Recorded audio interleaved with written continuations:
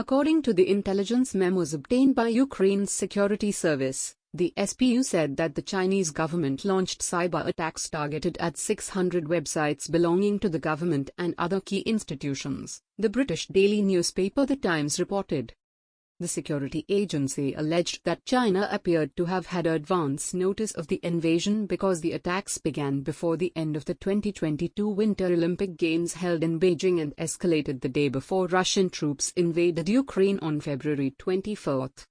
In February, at the onset of the Winter Olympics, the Chinese Premier Xi Jinping hosted the Russian delegation led by President Vladimir Putin and issued a joint statement declaring that the bonds between the two countries had no limits.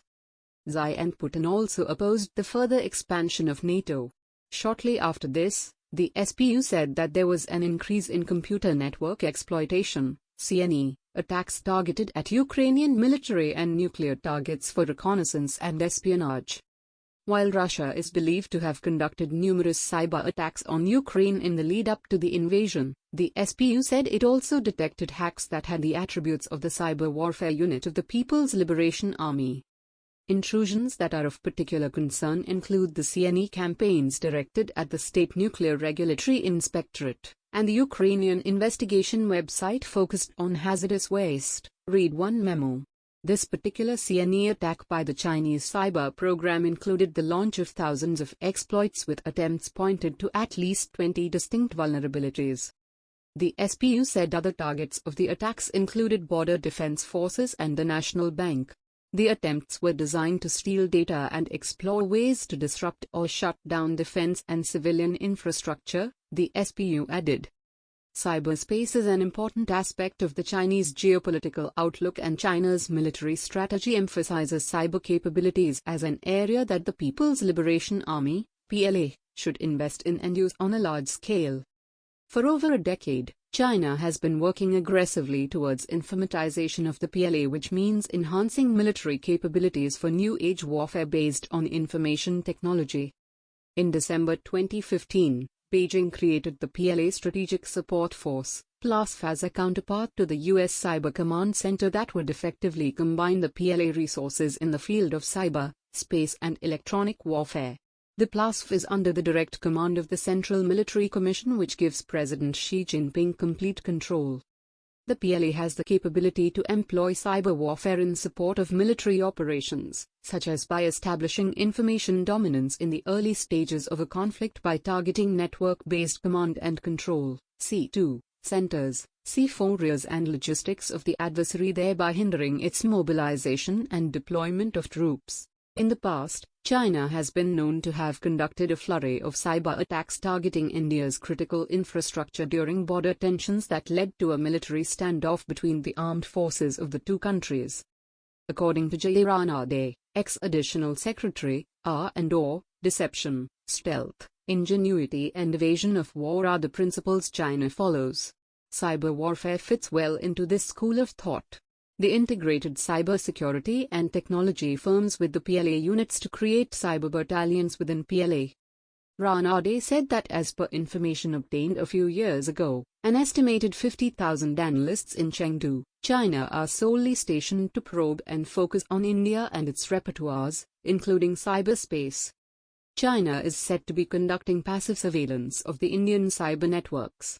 Chengdu hosts the headquarters of the Western Theatre Command of the PLA that is responsible for the entire Indian frontier from Ladakh to Arunachal Pradesh. However, the case of Ukraine is much different than India, as China does not have any dispute or conflict with Ukraine. China, being a staunch Russian ally, has not publicly declared its support or opposition to the war in Ukraine. Also, according to some other experts, the Chinese outlook on cyberspace differs from that of Russia, and therefore collaboration between the two countries is highly unlikely.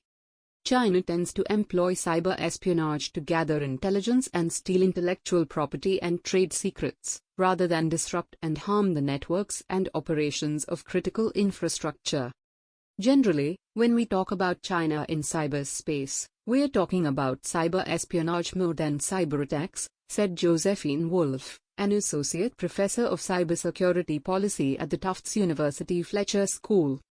For example, Chinese cyber attacks in past have allegedly targeted U.S. nuclear facilities for information on American nuclear weapons and the F-35 Joint Strike Fighter program, of which the hackers managed to copy large amounts of data. Furthermore, Russia itself has formidable cyber capabilities, and so it is unlikely that Moscow would ask for China's assistance in this regard. I find it unlikely that the Russians would enlist China's help with that, said Michael Daniel, President and CEO of Cyber Threat Alliance. Russia has so much cyber capability on its own, it's difficult for me to imagine that kind of collaboration, Daniel further added. Meanwhile, the UK government is investigating the allegations brought out by the Times. A UK government spokesperson said, "The National Cyber Security Centre is investigating these allegations with our international partners." That said, the major powers such as the US, India and other partner nations in the Pacific Quad dialogue, Australia and Japan, are growing increasingly wary of growing development in China's cyber capabilities. The Asian Times reported in late March about the senior cyber group, comprising officials from 4 countries, meeting in Sydney for discussions on cybersecurity cooperation and agreed on a new plan to boost cybersecurity protection and resilience between Quad member countries.